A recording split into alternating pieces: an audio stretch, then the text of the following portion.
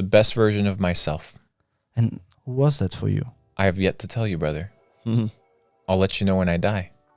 It's a work in progress. I can't tell you whether I'm successful or not now. I'll tell you on my deathbed. Yeah. Why? Because it's a progressive realization of yourself. You're consistently realizing that you can become better and better and better. Yeah. It's like going to one skyscraper and being able to see the surroundings versus seeing something from the floor level. You can't see what you can't see. Mm-hmm. So my goal is just to become better and better and better, not self-sabotage, not be a liar, not be a hypocrite, be authentic. And in the authenticity, I can climb levels, become better. And the more I can see, right, the clearer life becomes. So maybe in 10 years, my definition of success completely changes. Mm-hmm. Who knows, bro? And that's the beauty of life. Yeah. Everything changes consistently as you garner more information. So 10 years ago, I was like, dude, I just want to be free. Today, I'll tell you the same thing. I'm a free man, right? But I get to enjoy things pretty nicely. I get to build my character. I get to spend time reading. I get to spend time hanging out with you guys, hanging out with friends. I get to build businesses that are no longer based off of just money. I was talking with a buddy who drove me here, Alexander, and he was basically telling me, hey, like, what have you been working on the last 2 years? I'm like, the same thing. I've been working on Capital Club.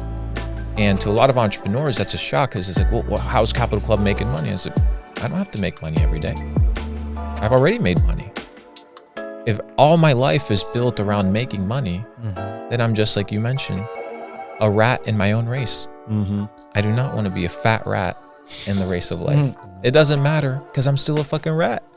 You know what I mean? So sometimes you do things for money. Sometimes you do them to get paid. Sometimes you do them for pleasure.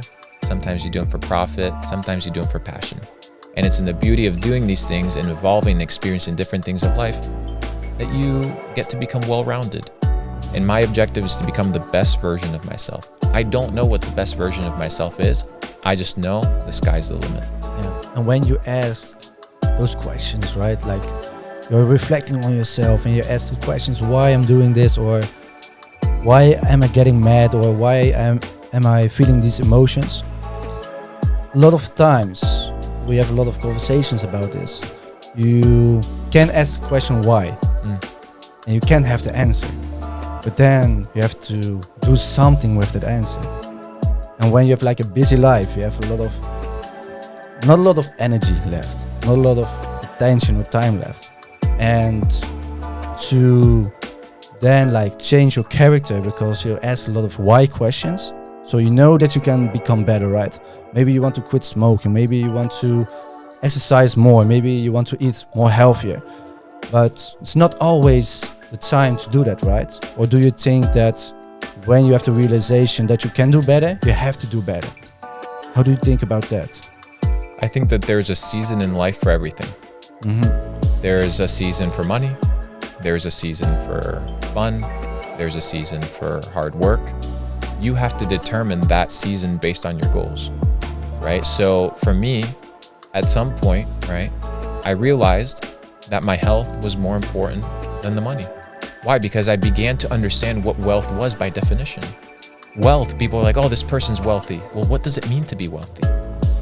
What does it mean? Is it just money? That's what everybody's told us. Oh, this person's wealthy. You know, they're a billionaire, they're wealthy. But are they really wealthy? Or are they just a person that has money? Wealth by definition, my friend, is not money, it's abundance.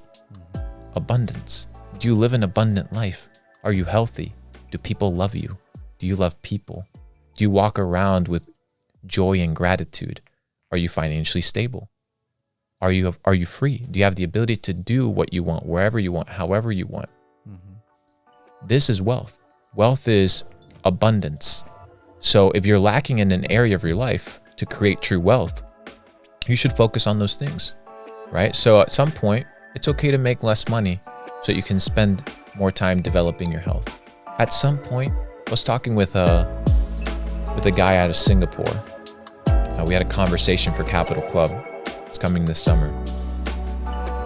And he's done over $700 million in real estate development and has sold that, like a fuck ton of money.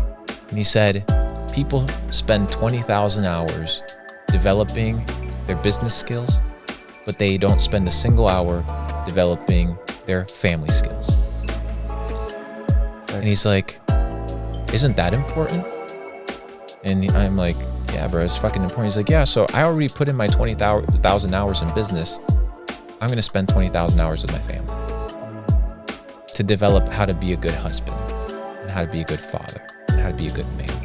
Why? Because he understands what wealth means, abundance.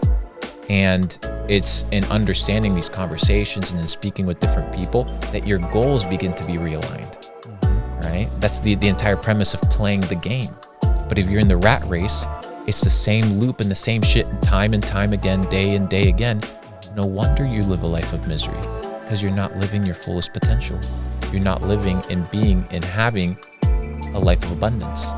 You're merely a cog in the machine of life because you have surrendered to the dreams and ambitions of other men. Through social media pushed upon you, probably. The system, brother. So who's the person you look at saying they're truly wealthy in the way you describe it? I don't know, because I don't know the intricacies of people's lives. True. Yeah. All I can ask myself is, am I living authentically? And am I pursuing a life of well-rounded, balanced wealth? And right now, I think I am. There's always areas to work on. But when we do a second podcast, I think you guys will be able to see some improvements on my end as well. Cool. So what's your focus right now? Because you said everything is in a season usually. What season are you in at the moment? I'm in the season of building Capital Club. You know, in 2019, I had gotten scammed, pretty big scam, in an investment. It was almost $1 million, 900,000. And I was like, dang, you know, I'm a poor person with money. That's what I said. I was like, I got money, but I'm kind of stupid. Yeah, nice. Okay. You've seen those crypto guys. You know, they make some money, but they're dumb. We've been to Dubai before. Okay. They're all over, brother. They're in Miami as well. They're in LA. Yeah, okay. Haven't been there yet, but we'll find out. So there's this saying: if you make $1 million, you best become a millionaire. If not, you will lose it. Yeah. So I realized in 2019, I was a poor person with money. I had no network. I had no connections. I didn't really have much more than just money. And I said, if money's all I have, then I don't have much. And I know that may sound difficult for people that don't have money, because money is such an important thing. But once you have money, you need to be able to develop the skills to maintain money. So in my bedroom, 2019, I launched Capital Club. Why? Because I wanted to create a network and an environment for me. What did I need as an entrepreneur? I haven't created Capital Club for other people. I created Capital Club knowing what I needed as an entrepreneur. And it just happens to resonate with everybody else, because guess what? We're all human. So maybe we need all similar things. We need good relationships, good networks, trusted mentors, trusted mentees, trusted peers, right? That you can be authentic with. I mean, Alexander's here watching from backstage. He's been to every Capital Club event. And the reason members continue coming back and back again is because there's an environment of authenticity, giving without expecting. And my entire premise was to create that. So I created that in 2019, and that's kind of what I've been working on for the last couple of years. But I was working on it from the elite perspective, right? The membership was $15,000. A very famous gamer just messaged me today to join Capital Club. His name's, I think it's pronounced Mongrel. And he's a big guy from FaZe Clan. Okay. And he actually has made millions of dollars gaming. And he messaged me, he's like, hey, can I join Capital Club? That guy has $15,000 to join a yearly membership. And that guy makes a fuck ton of money. But on the other hand, what could I do for the person that's making $5,000 a month? That's making $10,000 a month? That's an aspiring entrepreneur. So I decided to create the Capital Club membership. And that is $1 a day, right? $1 a day. And the reason was very simple. When I was waiting tables, I had the opportunity once to wait tables for Jeff Bezos. He left me 15% tip. I still remember.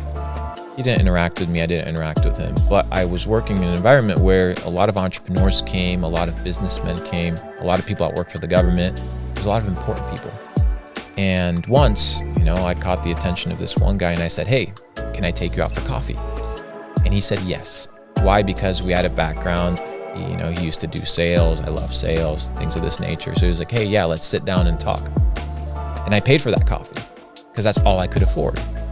So my entire premise of building this membership for entrepreneurs to join that are aspiring entrepreneurs, developing entrepreneurs, was I want people to have a network, mentors, relationship, an academy, and experience to develop for less than the price of a fucking cup of coffee. Great. And that's the entire premise for $1 a day. Nice. And how big is it? Well, right now, it's not open. Open. And that's because by the time this podcast released, it'll probably be open. But our wait list is about 40,000 people. 40,000. 40,000 people is the wait list. And the wait list has been building for a long time. Our high tier membership, my wait list is about 400 people. There's only 150 that actually are part of the network. Because quality matters more than quantity. It does. I learned this from Leonidas in the 300. They lost to Persia, but they put one hell of a battle. And sometimes you just need 300 bad motherfuckers in your circle that are all about protecting the circle and are all about